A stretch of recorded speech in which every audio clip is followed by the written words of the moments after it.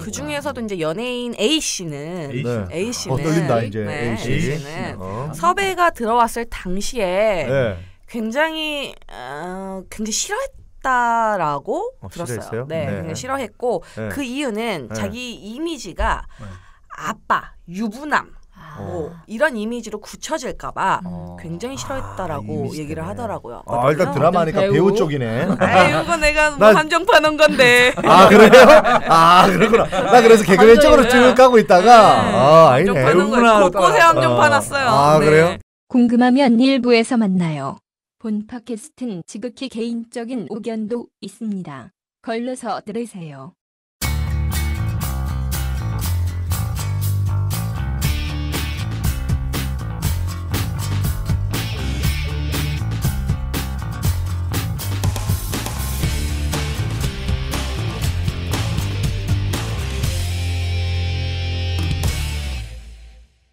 네, 2부 돌아왔습니다. 근데 이제 1부에서 소개드린 거랑 마찬가지로 좀 스타분들의 독특한 육아법에 대해서 좀 이번엔 좋은 건가요? 뭐 좋은 것도 있고 좀 특이한 것도 있죠. 특이한 거, 독특한 거. 네네. 네. 저희가 너무 특이하지만 혹시라도 들었을 때 거부 반응이 있으면 아시거나 들으신 건 있어요. 주변에 좀 특이하게 키운다. 저는 알아도 말 못합니다. 왜요? 특이한 거 그거 얘기했다가 특이한 그분한테 이니셜 토크. 안 좋은 것만 있는 거 아니에요? 진짜 몇 분 계시더라고. 키워요? 그분은 일단 저는 좀 놀랬는 게 옛날 방식이더라고. 우리 60, 70년대. 전기적인 이런 겁니까? 예? 전기적. 그런 뭐 육아가 아니라 김치에 막 물 말아서 밥 먹이고 뭐 이렇게. 뭐 그런 먹이는 게 이런 수준을 넘어섭니다. 우리 어렸을 때 솔직하게 말해서 어떻게 보면 아이에 대한 인권이 좀 유린되거나 그러잖아요. 근데 애는 맞으면서 큰다는 그런 생각으로 애를 교육시키더라고. 그래서 신고하실 겁니까? 저한테 도움만 된다면 근데 큰 도움이 안 될 것 같아서 네 그래서 그분이 난 너무 무서운 그분하고 같이 밥을 못 먹겠는 거야. 애만 데리고 나오면 걔가 조금만 애가 버릇없는 행동하면 애가 저 앞에서 엄청 이렇게 혼나니까 맞고 혼나니까 응징당하고 막 일단 많이 보는 데서는 돈을 안 내요. 일단 손을 잡고 나갑니다. 애가 울면서 들어오겠죠. 울면서 그 다음부터 하면서 밥을 잘 먹어요 또. 그러니까 이게 제가 계속 그걸 보면서 혹시라도 따라할까봐 무섭기도 하고. 저는 절대 그렇게 키울 마음이 없거든요. 약간 전근대적인. 네, 좀 어렸을 때 엄마 아빠들이 키웠던 그 방식들을 고집하고 계시더라고요. 지금 이 얘기하니까 잠깐 생각나는 게 저는 아역스타 A 양이라고 해요. 이니셜 토크. 네, 저격수네 저격수. 뭐 음반도 하고 여러 이제 어린 나이에 노래도 하고 연기도 하고 되게 다방면에서 활동하는 아역 배우가 있었는데 제가 같이 어떻게든 일을 할 일이 있었어요. 이번에 드라마 할 때 아니 이번 드라마가 아니고 뭐라 하려고 좁히지 마요. 초반에 드라마 음. 리딩을 이제 하는데 보면 아시겠지만 기자님들도 아시겠지만 약간 일찍 이쪽 생활을 한 이제 배우들 아역 배우들 같은 경우 애늙은이잖아요. 약간 좀 눈치도 뻔하고 애 같지 않은 느낌. 네, 근데 그 배우인 약간 이제 어머님들의 그게 좀 입김이라든지 치맛반이 좀 많이 세잖아요. 근데 애가 한지 학교도 못 가고 저랑 잠깐 이야기를 했었거든요. 학교 가면 예뻐가지고 인기 많아 하니까는 아니 애들이 다 별로 안 좋아한다고. 네, 학교 잘 안 나오고 하니까 그냥 약간 좀 자기 오면은 샘내고 이렇게 좀 이렇게 괴롭히는 애들도 있다고. 그런 식으로 하니까 좀 짠하더라고요. 근데 얘도 이제 애다 보니까 이제 리딩할 때 좀 자세가 좀 흐트러졌어요. 그러니까 좀 이렇게 문대고 이렇게 기대고 막 흐트러진 거예요. 막 하니까 뒤에서 엄마가 뒤에 앉아서 꼬집었나 봐요. 애를 정신 차리라고. 그러니까 애가 소리 지르니까 남들 들으라는데 소리 지르 왜 끄지 마! 이렇게 한 거예요. 그러니까 엄마가 얼마나 민망하지. 네. 어머나 땡땡아 잠깐 엄마랑 고상스러워. 되게 말투가 이래요.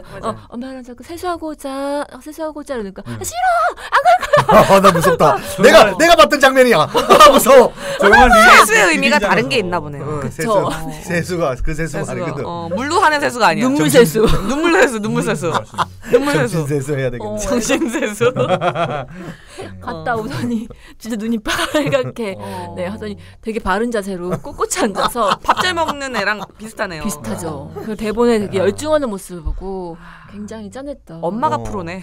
그쵸. 엄마가 프로야. 약간 이제 바뀌긴 했는데. 근데 그 사례는 이제 아역 배우가 유명한 친구고 엄마는 잘 알려진 분은 아니고. 당연하죠. 엄마는 그냥 엄마는 엄마죠. 일반 엄마. 애를 키우기 위해. 사실 그 보면 이렇게 요즘에 아역 모델이나 뭐 좀 아역 배우들이 워낙 많다 보니까 그 시장이. 네. 그 제가 그래서 예전에 한번 그 아역 배우 관련 취재를 하다가 네. 관련 또 기획사가 굉장히 많잖아요. 그렇죠. 에이전시도 많고요. 에이전시 같은 거 해가지고 프로필 같은 거 일찍부터 받아가지고 연령대별로 해서 막 출연시키고 이런 게 있는데 네. 거기는 거의 이제 엄마들이 진짜 그 80% 이상 매니저 역할을 하면서 맞아, 다 그렇게 열심히 하죠. 뛰는 분들이 정말 많더라고요. 네. 거기서 그래서 이 애를 성공시키면 이제 우리 집안이 핀다 이런 생각을 하니까 실제로 핀 경우도 많았고요. 맞아요. 핀 경우도 많았죠. 맞아요. 근데 이제 그게 연기력은 이제 바탕이 되고 이제 성장한 부분도 있겠지만 그 이제 엄마가 이제 물심양면으로 이제 예를 들어서 그 에이전시와 관계를 갖고 막 이렇게 지원을 하면서 또 억지로 꽂는 경우도 굉장히 많아가지고 그에 대한 좀 약간 부작용 같은 것도 굉장히 많아서 애들이 스트레스를 받고 막 약간 또 그런 게 있다고 하더라고요. 김양이라고 할까요? 김양 어머니 위주로 스터디. 그 트로트 가수 김양 말씀하신 거예요? 약간 뭐 우리가 아무튼 K양이라고 하죠. K양 어머니가 약간 좀 이제 성공시킨 거죠, 자기 아이를. 그분 위주로 또 스터디와 그 커뮤니티가 또 굉장히 활성화되어 있다고 하더라고요. 그 고기를 또 들어가려고 어머니들이. 또 부수입이 되겠네요, 또. 네, 고기를 들어가고 싶어가지고 안달이라고 어딥니까? 하시더라고요. 제 딸도 좀 가서 지금부터라도 해야 될 것 같아서. 줄이 한 200m 서 있대요. 그래, 뭐 백 안 됩니까? 백으로는 뭐 안 되는구나. 좀 많죠. 일단 뭐 이제 얘기한 거는 이제 이니셜은 다들 이제 좀 어떻게 보면 좀 말씀하기 좀 쉽지 않은 부분이기 때문에 그렇신 것 같고 일단 좀 잘 알려진 부분에 대해서 제가 좀 들었던 거나 본 걸 설명을 드리자면 일단 좀 송일국 씨 육아법을 좀 소개를 하고 싶어요. 송일국 씨 경우에는 최근 이제 그 사실 삼둥이로 되게 유명했죠.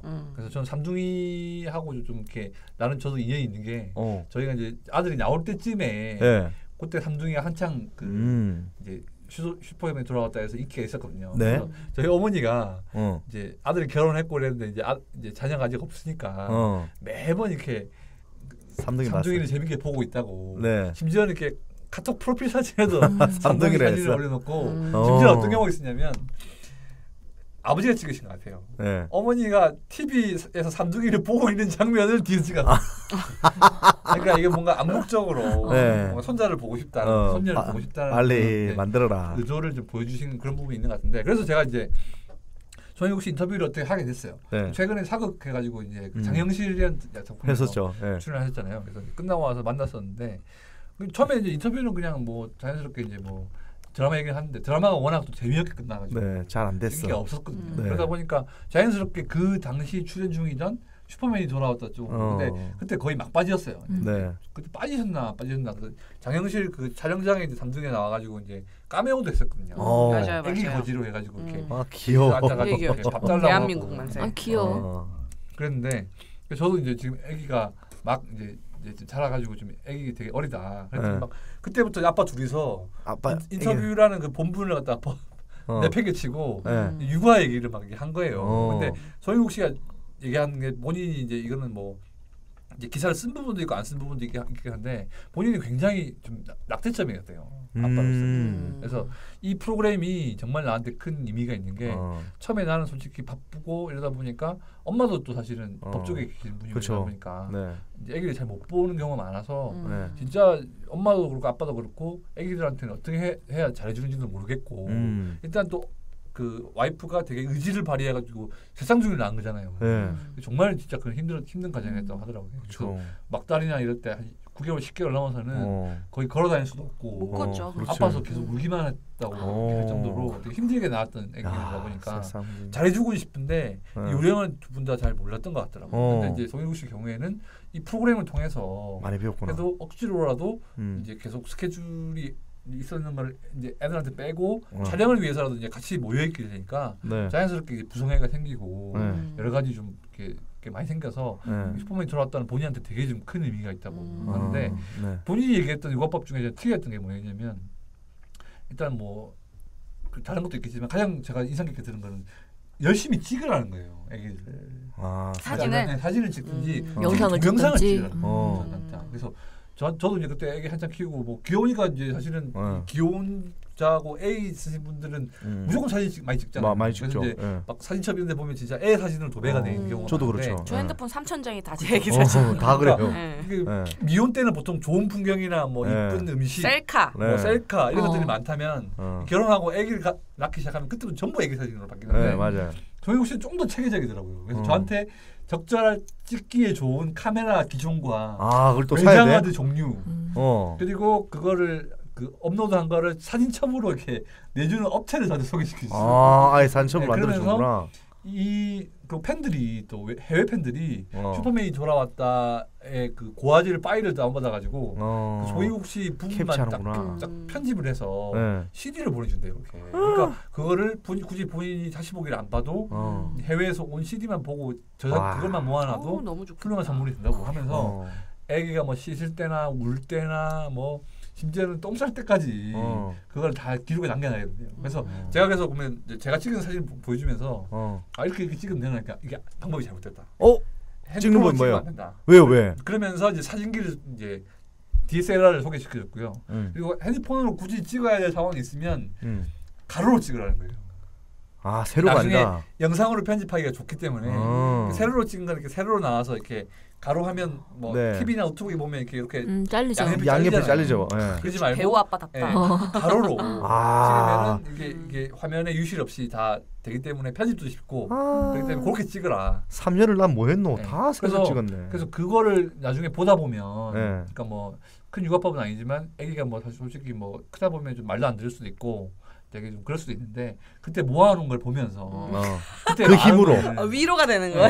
애가 말을 안 들을 때. 그래 이렇게 귀여웠지라고 생각하면서 그런 CF 있잖아요. 애가 막 이렇게 말썽 부리고 이런 거를 다 찍어놓은 거예요. 그래서 애가 좀 컸을 때 보여주는 거예요. 증거 자료로 네가 이렇게 다 밥상을 엎었던 일, 뭐 다 뜯어놓고 어질러놨던 일 이렇게 보여주면서 이럴 때가 있었단다. 그러니까 나는 지금도 찍어놓는 게 걔 어디 데리고 가고 걔 옷 사고 이런 거 다 찍어놓거든요. 아빠가 사줬다고? 생생 내려고. 나중에 컸을 때 뭐 영수증이야. 야 내가 니한테 이렇게 했지. 너는 기억을 못하겠지만 지금 맞아. 너무 어렸을 때 해외여행 가면은 기억 하나도 못하잖아. 찍어놔야죠 인증사진. 그렇지. 옛날 같았으면 진짜 사진도 많이 없고 한 시절에는 데리고 가고 그냥 눈으로 보고 보면 나중에 기억도 안 나는 거야. 근데 요즘에는 뭐 동영상이나 뭐 다 찍을 수 있으니 제가 지금 다 남기고 있습니다. 그게 교육적으로 좋을까요? 저도 옛날에 저희 엄마가 저한테 용돈 준 거를 기록하는 장부를 보고 그때 얘기했었어. 소스라치게 놀랐을 것 같아. 정말 배신감 느꼈어요. 그래? 나한테 장부를 만들어 놓고 있다니.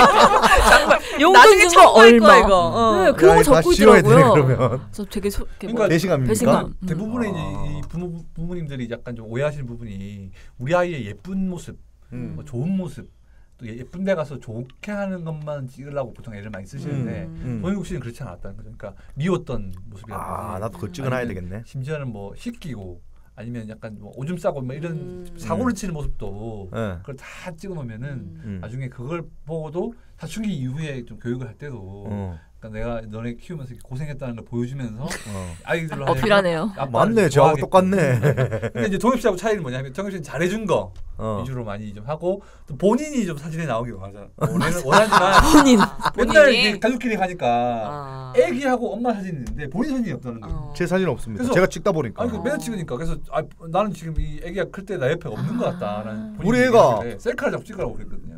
같이 제가 찍어주니까 저는 없더라고. 그래서 저는 안 간 줄 알더라고. 근데 애기가 나중에 이 사진을 모아놓은 걸 볼 때 아빠도 같이 있었다는 걸 계속 느끼게 해줘야 돼요. 그래서 셀카봉을 추천합니다. 셀카봉을 조희국 씨는 그래서 그렇게 약간 촬영 육아라고 하는 그거 괜찮네. 그런 약간 그런 신념이 있어서 그런 부분은 좀 들었던 게 좀 기억에 남았고요. 그리고 이제 제가 도움 된다. 기사나 이런 거 봤을 때는 이영애 씨 얘기가 나왔었는데 이영애 씨가 사실 이 결혼하신 분들은 다 아시겠지만 이 완모라고 하잖아요. 네. 이 모유 수유를 어느 기간 동안 할 수 있느냐 이게 또 엄마의 또 의지를 보여주는 또 서로의 그런 또 이렇게 약간 소재라고 하긴 하는데 그래서 모든 엄마들이 나는 이제 모유수를 당연히 애한테 좋으니까 하고 완모를 하겠다라고 다 이제 다짐을 하고 들어가는데 약간 마라톤 코스 완주한 느낌으로 엄마들은 완모를 생각하거든요. 생각하는데 사실은 이 3개월, 6개월 고비가 엄청 많거든요. 맞아요. 결국에는 이 분유의 유혹을 떨치지 못하고 이제 완모에 실패하는 분들이 많은데 이 영애 씨 경우에는 쌍둥이였지만 1년 동안 이렇게 완모를 했대요. 와, 쌍둥이를 했고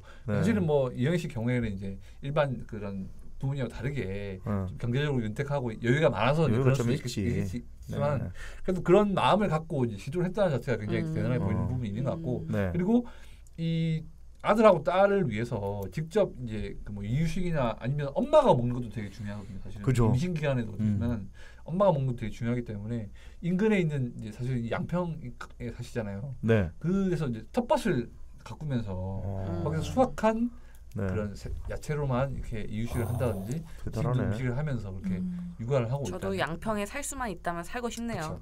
돈 안 벌고 거기서 텃밭 가꾸면 된다면. 저희도 여유가 된다면 할 수 있는. 아니 근데 이제 그 누굽니까 지금 아까 얘기했던 이영애 씨. 네. 그분 이제 또 이태원 쪽으로 들어왔어요. 아 그래요? 네, 이태원 쪽 그 고급 빌라 쪽으로 또 들어간 거 제가 다 파악했습니다. 굉장히 어쨌든 미화를 어떻게든 깨트리려고 어떻게든 미담을 깨트려 보려고. 좋게 얘기하면은 별거 없어라고 얘기하고. 저희 와이프도 완모했습니다. 아 진짜요? 네, 혜린이.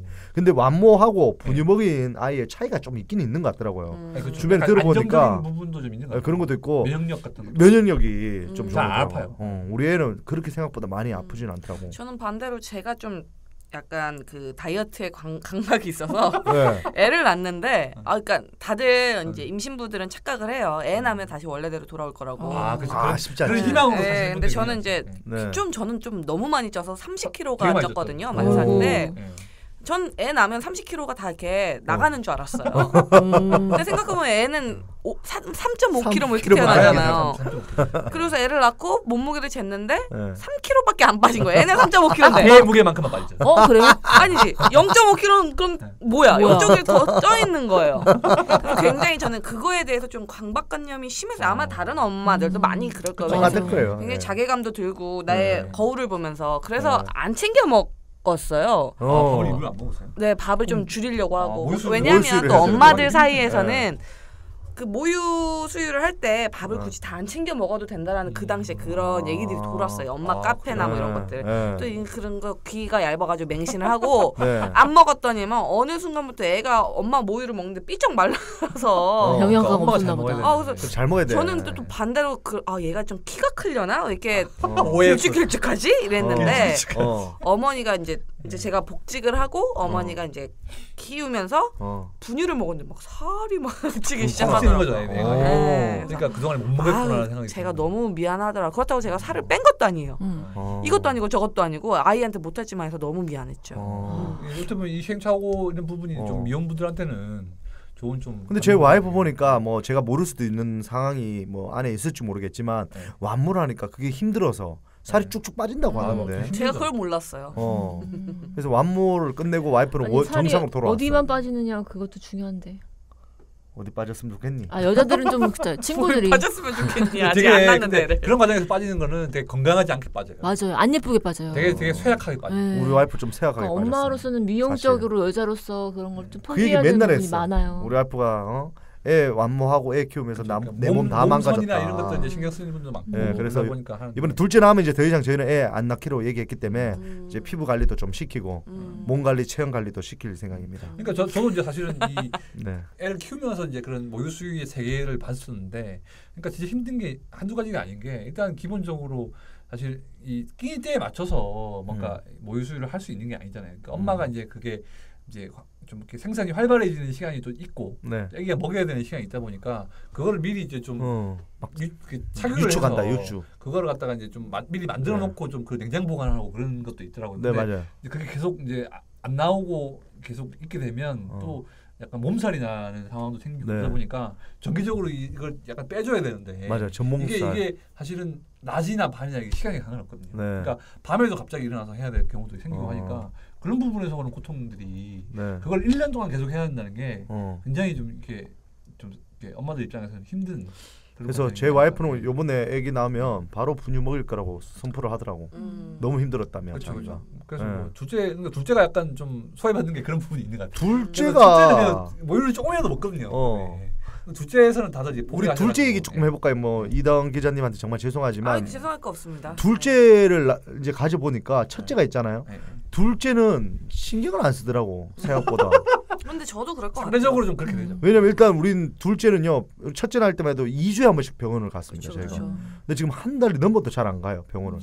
왜냐면 제가 아이 임신했을 때는 저는 거의 뭐 패키지 끄는 것처럼 병원 너무 자주 갔어요. 그렇죠. 애가 너무 보고 싶은 거예요. 우리 아이프도 맨날 그 영상 사진 찍고 근데 그 볼 비싼 수 있는 거. 게 초음파밖에 없으니까.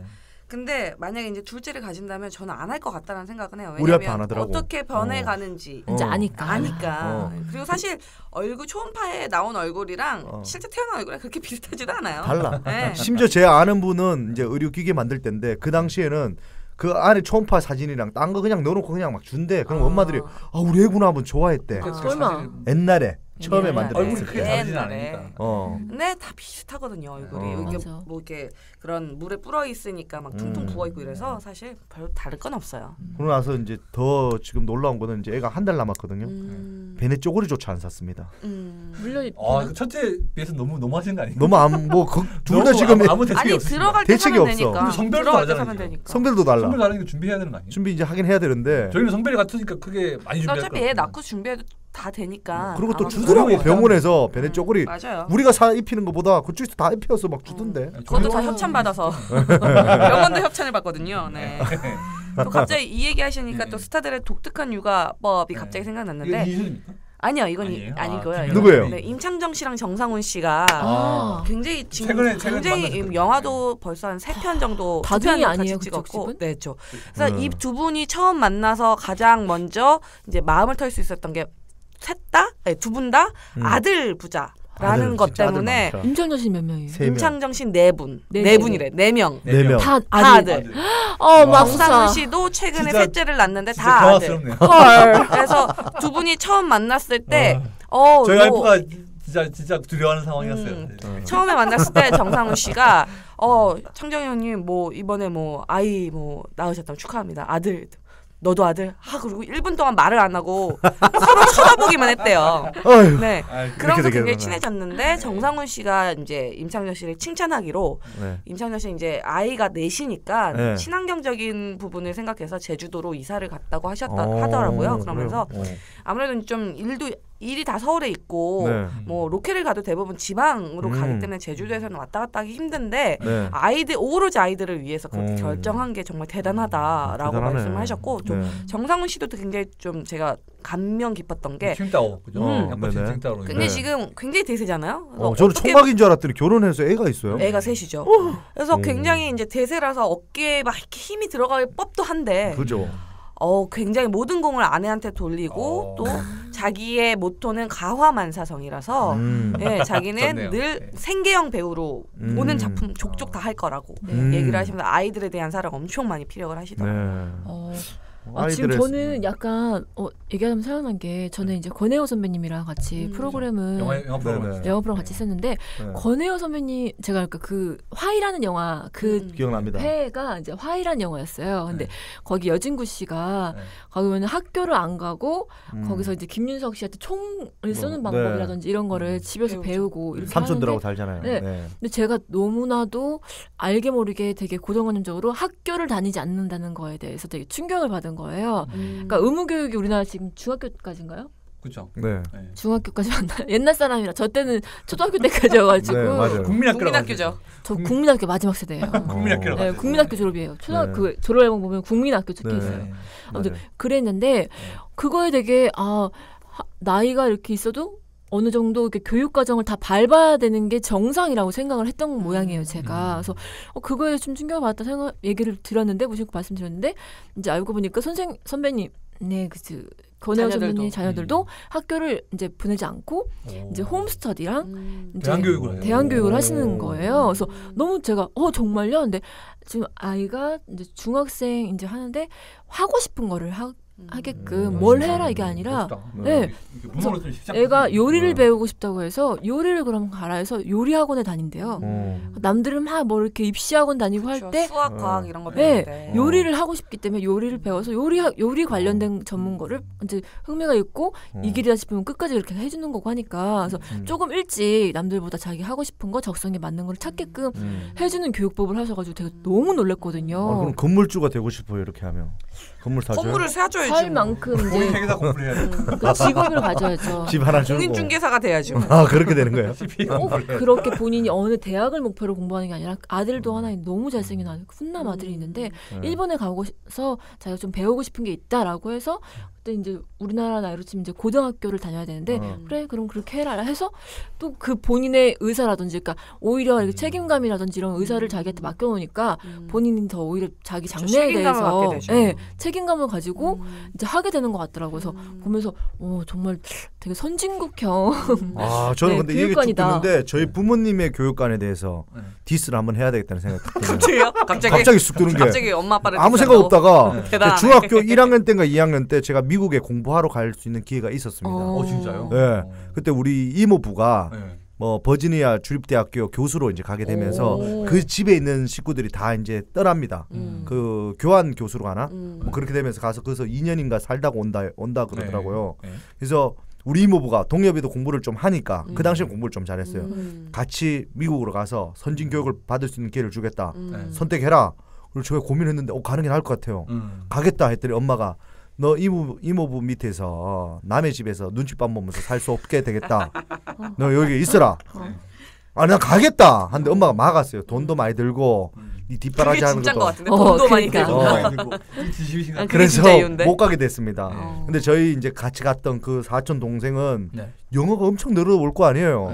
그러나서 한국에 다시 돌아왔을 때 걔는 뭐 영어를 막 펄펄 날더라고. 지금은 뭐 하고 있어요? 지금 외국어 대학교 나갔다가 지금 기업은행의 본사에 퇴진 그쪽에 있어요. 자리가 동엽 씨 자리였을 수도 있는데. 그 내가 글로 갈 수 있었는데. 그래서 제가 이제 포기했습니다. 그 꿈을. 그리고 고등학교 갔는데 서태지와 아이들 막 그런 걸 보면서 H.O.T가 나오는 걸 보고 엄마 서울에 가서 아이돌을 꿈꾸겠습니다 했더니 엄마가 대구에서 굉장히 중고등학교 때는 큰 키였대요. 중학교 1학년 때 익힙니다. 분지에서 어쨌든 몇 번에 제가 하고 싶은 게 있을 때였어요. 꿈이 있을 때 부모님 그때마다 나타나서 아니다 너는 기계공학과를 가야 된다. 그래야 남자가 취직할 수 있다. 그러면서 갑자기 제 꿈을 짓밟고. 어떤 짓밟아? 그래서 저는 대학교도 기계공학과로 갔어요. 어머님의 꿈을 찾아. 그래서 군대 갔다 와서 제 꿈을 찾아서 여기까지 오게 됐는데 안 그랬으면 제가 원망하시나요? 원망하죠. 제가 많이 돌아왔잖아요. 원망한데. 잘 보세요. 제가 미국에서 미국 물을 먹고 노래를 불렀어. 어떻게 됐겠어요? 그 당시 GD가 접니다. 진짜 막말하시네. 막 나가시네. 그렇지 않겠습니까? 난 너무 본인으로 혜린이가 해달라고 하면 다 해줄 거예요? 혜린이는 기계공학과 갈 겁니다. 꼭 이런 분들이 자녀한테도 뭔가 본인의 그런 억울함을 투영하는 잘 되려고 더 이렇게 맞아. 잘생기면은 사실 저도 그러지 말아야지 권 선배는 진짜 멋있다. 나도 그렇게 해야지 하면서도 자식한테 좀 욕심 생길 것 같아요. 욕심 생기더라고요. 그리고 이제 지금 잠깐 이제 그 정상훈 씨하고 이제 연승 씨 나왔지만 제가 이제 마지막으로 좀 소개해드릴 분은 최수종 하이라 부부. 그 집은 뭐 워낙 잘 키우지 않을까요? 네, 그 집은 굉장히 유명한 집이긴 하고 와이프한테도 워낙 잘하죠. 애들도 너무 이쁘던데. 부부 관계에 있어서 굉장히 모범이 되는. 지금은 뭐 사실 우유광 씨도 되게 이렇게 남편감으로 또 현 씨도 계시고 현 정혜영 최초 아닙니까? 그런 부류의 남편들의 그런 부류의 최초. 그러니까 남편들의 남자들은 제일 싫어합니다. 공공의 적인 그 부류의 가장 높은 분인데 맞아요. 이분도 사실은 제가 이제 최종 씨는 자주 뵀었어요. 되게 예전에 이제 드라마 하실 때부터 또 자주 뵈가지고 그때 또 은경 선배하고 되게 친하셨거든요. 제가 이제 그 곁들여서 예전에 이제 그 프레지던트라는 영화 드라마 할 때도 그때 하이라이트에 같이 나왔었고 그런 작품들을 많이 뵀었는데 이제 가끔씩 얘기하다 보면 자연스럽게 또 육아법이나 이런 또 이렇게 부부 생활 같은 얘기로 나오게 되는데 그 집은 원칙이 뭐냐면 부부 간이든 부모 자식 간이든 존댓말을 쓴대요. 경관을 쓰는 그런 집이에요. 그러니까 이 어렸을 때부터 부모가 서로 존대하는 법을 배우는구나. 원칙을 갖고 이 자녀들한테 그거를 얘기를 해줬다고 하더라고요. 그래서 이제 제가 그랬어요. 저도 이제 동엽 씨처럼 사실 미담이나 훈훈한 느낌이 나오면 뭔가 제가 잘못하는 것 같고 그래서 고가운 마음에 질문을 하게 되잖아요. 그러면 예를 들어서 싸우거나 이렇게 되면 어떻게 해요? 이렇게 제가 물어봤죠. 그랬더니 그때 일단 말을 안 하고 일단 최대한 그 아이들이 안 보는 데서 얘기를 먼저 한다. 그래서 그때도 존댓말을 한대요. 원칙이 돼. 서로 존댓말로 싸워요? 그러지. 여보 세수하고 오자. 세수하자. 야 무섭다. 세수하자. 이게 무서운지를. 세수 좀 해요. 근데 이제 이렇게 서로 이제 부부간에 서로 존중하는 모습을 보이고 심지어는 애기들한테도 존댓말을 쓰니까 애기들도 자연스럽게 반말을 쓰는 것보다는 존대를 하는 걸 먼저 배우고 그리고 이제 좀 주변 사람들한테 배려하고 그런 걸 보여준대요. 그러면서 본인이 하는 얘기가 좀 이렇게 제가 그랬거든요. 모든 남편분들이 좀 안 좋아한다. 안 좋아하지. 뭐 지금은 아니지만 예전에 좀 이렇게 이벤트 하시거나 이런 것 때문에 되게 힘들어하는 선배들 많이 봤다. 네. 그랬더니 본인은 사실 그렇게 하려고 하는 건 아닌데 성격 자체가 좀 꼼꼼한 면이 좀 많이 있고 하이라 씨가 은근히 또 본인보다 약간 좀 허당인 면이 많아가지고 챙긴다고 하더라고요. 그래서 본인이 좀 챙겨주고 또 고마운 마음이 있으면 또 표현해주고 싶고 막 그런 성격이다 보니까 그렇게 하게 되는 건데 그래서 이제 저한테 이렇게 좋은 좀 가정을 만들려면 어떻게 하면 좋겠습니까? 했더니 존대를 하라고. 존대부터. 집에 가서 와이프한테 존대를 했다가 술 먹고 왔냐는 얘기를 듣는 동시에 저희는 바로 깨졌는데. 저는 제가 존대했더니 와이프는 계속 반말하고 있더라고요. 내가 기분이 너무 안 좋아. 여보 그랬어요. 그래서 먹었다. 이렇게 하니까 손해보는 느낌 손해보는 나도 안 해 이씨 했지. 저는 남편이 연하기 때문에 존댓말을 쓰면 굉장히 힘들어합니다. 아니 박슬기 씨도 슬기 씨도 남편이 연하인데 그 써요? 오빠라고 하고 그거는 굉장히 제가 연애 때 저희 남편을 오빠라고 불렀던 한동안 이유가 있었습니다. 오빠라고 부르면요 오빠가 돼요. 지갑도 오빠처럼 열고 오빠처럼 열고 나를 오빠처럼 나를 챙겨주고 굉장히 그런 굉장히 똑똑하신 분이네요. 챙김을 되게 잘한다. 서로 존댓말 쓰더라고요. 서로. 보기 좋다. 오늘 다시 돌아가서 존칭 써야 되겠구나. 그러니까 뭔가 좀 독특한 뭐 육아라고 해서 큰 게 다른 게 있는 건 아닌 것 같고 뭔가 이제 하나의 좀 원칙을 잘 정해서 그걸 좀 지키는 모습을 좀 유지하는 게 굉장히 좀 가정에서 좀 중요하고 좀 그런 좀 육아법에서도 그런 부분이 좀 적용되는 부분이 있는 것 같아가지고 좀 뭔가 작게라도 하나씩 약속을 해서 그런 대로 좀 지키는 모습을 보여주는 것도 좀 괜찮을 것 같아요. 존칭으로 저는 가보겠습니다. 다시. 와이프한테도 꼭 존칭 쓰라고 해야 되겠습니다. 저는 그 완모나 이런 건 너무 이영애 씨처럼 너무 힘들 것 같고 그냥 그런 건 있는 것 같아요. 그러니까 좀 이렇게 애기들을 위해서 저희 또 아들이 가갑한 걸 너무 싫어하거든요. 외출을 너무 좋아해요. 그러니까 제가 퇴근을 하면 달려와가지고 이제 안기는데 나가자고 막 손을 이렇게 하거든요. 현관 밖을 나가서 아파트 촌이긴 하지만 이렇게 막 바깥 좀 보여주고 이러면 애가 좋아가지고 막 안녕 이렇게 막 손도 들고 좋아해서 나가는 건 너무 좋아해서 좀 그냥 뭐 좀 무리가 안 되는 선에서는 사실 집을 구해야 돼서 돈은 별로 없지만 좀 드라이브나 이런 걸 많이 해서 좀 이렇게 흙도 밝게 해주고 좀 이리저리 많이 좀 여행을 다니고 장훈 기자 보니까 저기 올해 여름 휴가를 되게 또 어디 갔다 왔어요? 저희는 돌아다니는 기차 여행을 했더라고요. 저희는 일단 저희 집을 차를 안 사요. 저희 남편과 저는 하나 좀 자부할 수 있는 건 부모님한테 이제 손을 안 벌리고 이제 저희가 이제 결혼을 하면서 이제 다 이제 모았는데 그러다 보니까 서울에 사니까 또 딱히 차가 필요하지 않고 저도 또 뭐 면허증이 있는 게 아니라 남편도 면허증이 있지만 10년째 장롱 안에 있기 때문에 또 약간 차를 사면 뭐 연료비라던가 뭐 보험이라던가 돈이 굉장히 많이 들어가더라고요. 안 나가는데 갑자기 나가게 돼. 그래서 이제 이번 휴가 때 기차 여행을 했던 건데 애기를 데리고 기차 여행하는데 근데 쉽진 않은데 애기가 아직 근데 아이가 굉장히 낯을 안 가리고 사람을 좋아해요. 그래서 기차에 지나가는 사람만 보면 그렇게 안긴다고 엄마 아빠보다 그렇게 안긴다고 그리고 또 굉장히 좀 예쁜 짓을 많이 해서 약간 좀 딸이라 그런지 자기를 안 봐주면 계속 이렇게 쳐다보면서 나 봐. 애교 눈웃음 치고 윙크하고 막 그러는데 막상 쳐다봐서 이렇게 손을 달라 그러면 안 해. 만지지 마.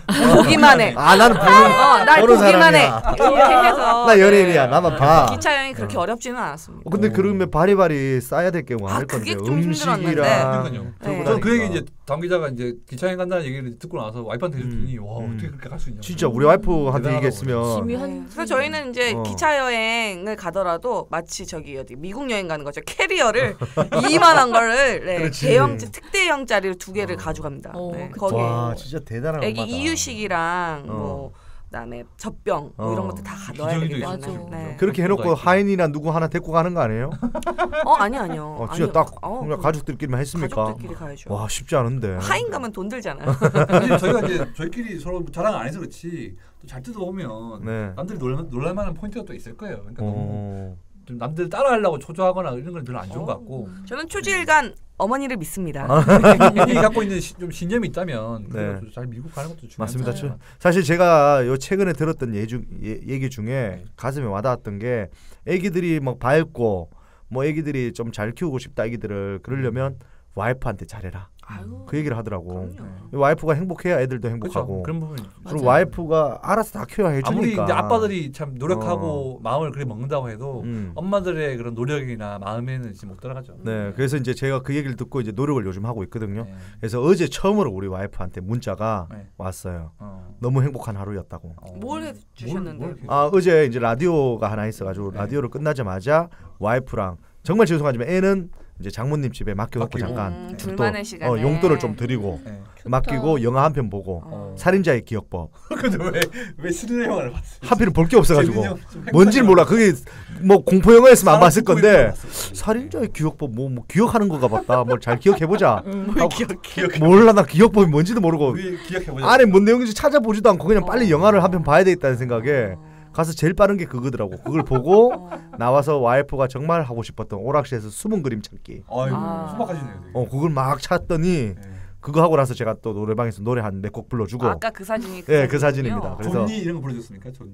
그 정도는 제가 아직 신곡을 못 깨서. 아니 GD인데. 네. GD가 될 뻔했던 남자. 90년대에 갇혀 있어요. 네. 90년대 때 노래 뭐 사랑하니까. 좋다. 유재하 씨 노래 이런 거 막 몇 개 불러주고 끝날 때 이제 밥도. 그렇죠. 사실 여자분들 바라는 게 큰 건 아니더라고요. 네. 비싼 밥 안 먹었어. 북촌 그쪽에서 멸치 칼국수인가? 그거 한 그릇 먹고 왔는데 그렇게 행복해하더라고. 근데 오늘도 참 이동엽 씨는 자기 자랑으로 끝내네요. 진짜 늘 이런 식 약간 실력이야. 냉철한 기자죠. 누구 얘기를 하든 기승전 이동엽으로. 기승전 깔때기 잘 되네. 야 이거는 진짜 어디 가도 티가 난다. 감사합니다. 전 어디서 끊어야 될지를 항상 못 짚고 있거든요. 저희는 저희끼리 방송할 때는 상당히 이걸 계속 듣고만 있어가지고 뭔가 청취자분들로 하여금 늘어진다 이런 얘기 듣는데 욕 많이 먹습니다. 다운 기자는 가만 안 보네요. 아유 참을 수가 없더라고. 딱 끊으면 돼. 딱 끊으면 돼. 감사합니다. 네. 알겠습니다. 뭐 오늘 육아를 주제로 해서 저희 얘기도 해보고 또 스타들의 얘기를 해봤는데 아무튼 또 이렇게 또 육아 중인 부인도 계실 거고 또 육아를 또 좀 희망하거나 또 결혼 앞두거나 아니면 또 먼 미래에 또 상황을 생각하는 분도 계셨을 텐데 저희 얘기가 좀 이렇게 반면교사. 그렇죠. 도움이 된다고는 저는 생각은 안 하지만 각자의 스타일이 있는 거니까. 반면교사는 좀 나쁜 뜻이니까 타산지소로 가보겠습니다. 타산지소도 나쁜 뜻이에요. 그래도 나쁜 사람의 그 모습을 보고 나는 잘 돼야 되겠다. 저희 거를 그런 뜻으로 취약감 취하시고 또 본인의 스타일에 맞게 하시면은 그리고 꼭 육아가 아니더라도 그냥 재밌게 들어주셨으면 정말 좋았을 것 같아요. 제가 얼마 전에 기사 봤는데 역대 올해가 출산율이 제일 낮대요. 맞아요. 1.3도 안 된대. 최근까지 1.8까지 나왔는데. 국가적인 재앙이라고 이제. 그럼 이동엽 씨랑 하선배는 다 오늘 이번에 애국하신 거예요? 애국입니다. 오래 낳는 건 진짜 저는 더 애국하고 싶지만 막더라고요. 더 애국하고 싶은 마음은 많습니다. 여러분들 뭐 육아 힘들지만 또 낳고 나면 또 그 안에 또 소소한 즐거움들이 많습니다. 또 우리 또 성지자인 그린님 육아 중이신데 그린님도 많이 힘내셨으면 좋겠다는 말씀도 맞습니다. 오늘 또 남편 두 분이 육아 얘기를 엄청 하셨는데 아마 아내분들은 그렇게 생각하실 거예요. 내가 너를 키운다.